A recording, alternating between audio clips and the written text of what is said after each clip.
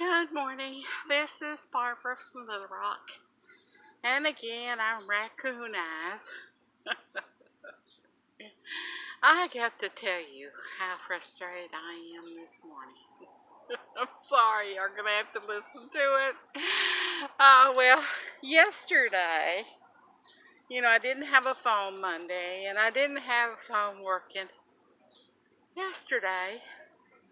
But my ankle was hurting so bad, I decided, well, I'll go to the doctor. At least I can get that taken care of. So I went down and talked to Chris down at the office and asked him to call and see if I can get an appointment yesterday.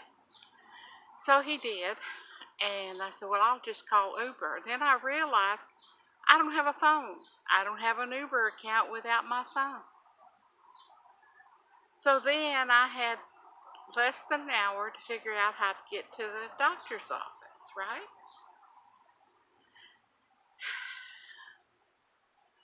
Well, you can't call your kids. They're all working, right? You can't do all these things. Hello, Nana. So, there's a lot of things you can't do without the phone. And so I thought, well, I'm not going to call the kids anyway. I don't need a phone not to call them, right? And I was getting real frustrated. I was getting ready to have Chris go ahead and cancel my appointment.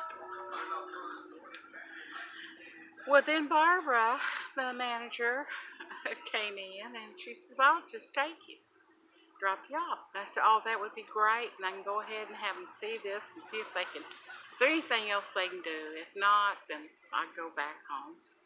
And she says, by the way, maybe you might have your head checked, since you failed. I said, okay, that sounds like a plan. So she takes me over and I go in and see the doctor and everything. Well, the doctor says, with all this blood in the face here and the head injury that you had, we really need to look at it and just make sure there's nothing wrong there. And I said, oh, okay. And I was thinking another day, right? Another episode out or whatever. She said, no, let's just take you across to the hospital here and we'll get them to x-ray your ankle again. And she says, I'm really concerned, just make sure that your head's okay. And then she said, well, we don't have anybody to take you over to the hospital. It's just right across the street.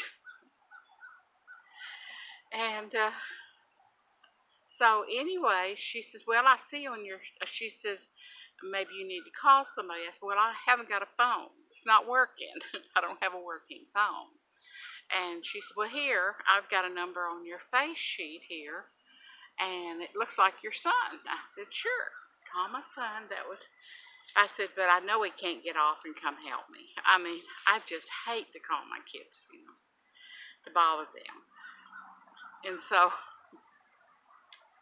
she calls them, I guess, and the next thing I know, Miss Holly, my daughter-in-law, has come to meet me there at the doctor's and take me and drop me off at the hospital, which she did. And then she went on back to work after they got me all registered in. Well, I don't have a phone, and I'm thinking, I need to call the kids, and I said, well, no, they've already called Herbie, and Herbie will call Crystal, and Crystal will call Marcia, and so I just won't worry about it. I'll just let them pass me around on these machines taking these tests and not worry anything about it. But it was like I was all lost without my phone. Well, 5 o'clock rolls around and I need a way home. And the lady who was checking me out, she said, well, I called your son, and I called up to where you live, and Barbara, the manager, said I'd come get you. She would come get me, and I thought, well, that's very nice of her. She'd come over to the emergency room to get me. I kept thinking, now I wonder how come the kids didn't come get me. And I said, well, I didn't call them, and I didn't have a phone, so I just thought, well, everything's back home and, nobody can worry about anything. Now, what turned out to be just make an appointment, call Uber, go to my appointment, call Uber, come back. That was all there was to it. Without a phone, you have nothing. Do you realize that? Nothing. It's hard to be self-reliant if you don't have a phone that works. I mean, it's been out since Sunday. No phone service at all. And I've been running up here to the office and having them call me, but they couldn't call Uber because you have an account on your phone. You just can't call in and say, pick me up. You have to go through this app. Well, none of these people have an app for Uber. So I wished in a way I'd just cancel it. Just to heck with it. Don't worry, that's probably what I should have done. But I thought I would just take care of it today, yesterday, and get that behind me. So I turned on the phone. I've been throwing it on the floor. I've been doing everything trying to get it to work. It won't work. So I pushed the button this morning and it says Sprint. If you need to call your provider, push this button. And I did. And it says you're going to pay for a PIN number for so many minutes. I said, oh, well, that sounds like a good deal, right? So I say, okay. And then they asked me for my debit card, and I gave it to them. And so then, all of a sudden, I've got 300, 400 minutes. I said, okay, that'll be good, because that'll last me 30 days. At least I'll have a phone by then, hopefully, because Q-Link is supposedly sending me one.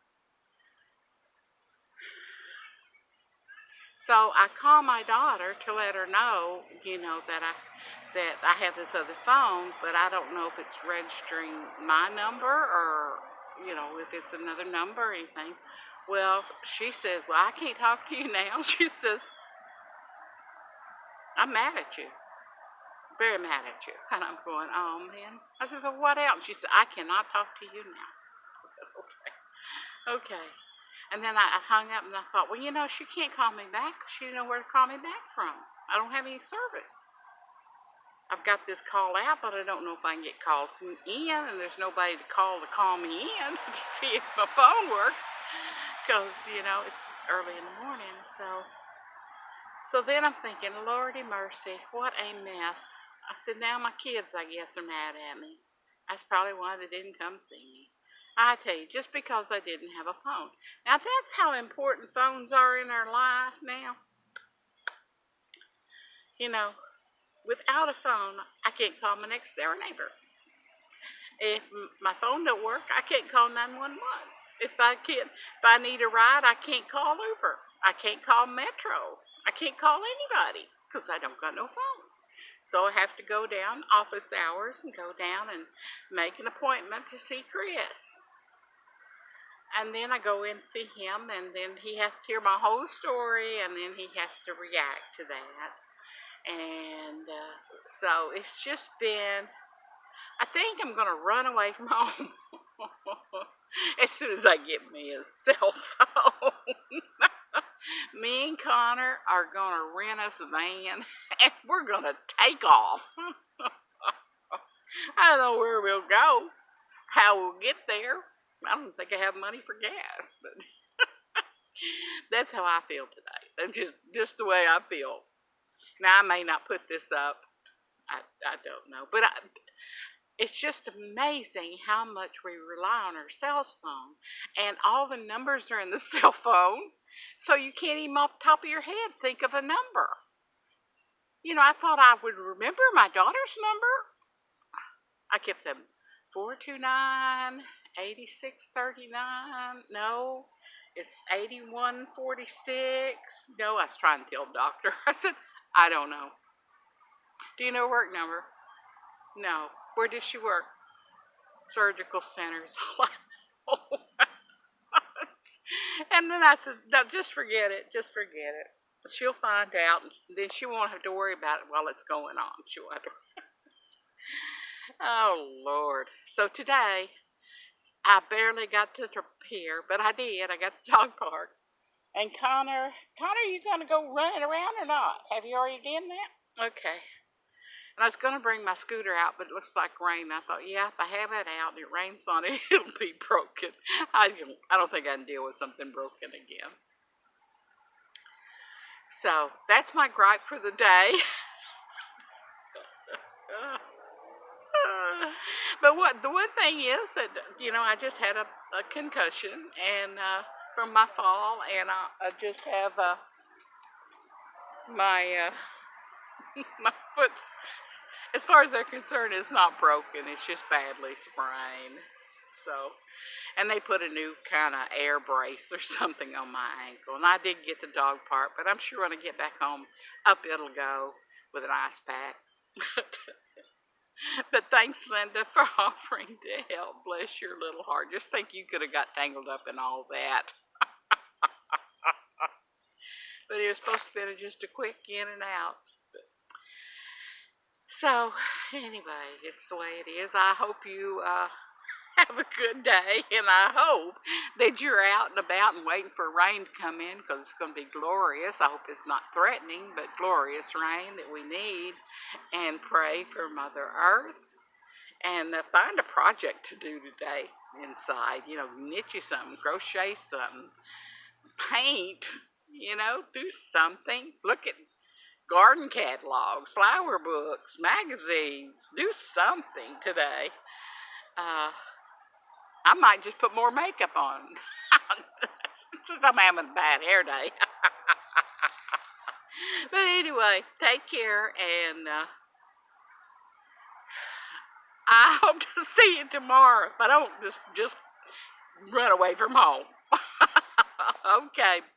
Bye-bye to all of y'all, and have sweet dreams tonight, and tomorrow will be a better day. And Connor and I are going to hip-hop back to the house. Bye-bye.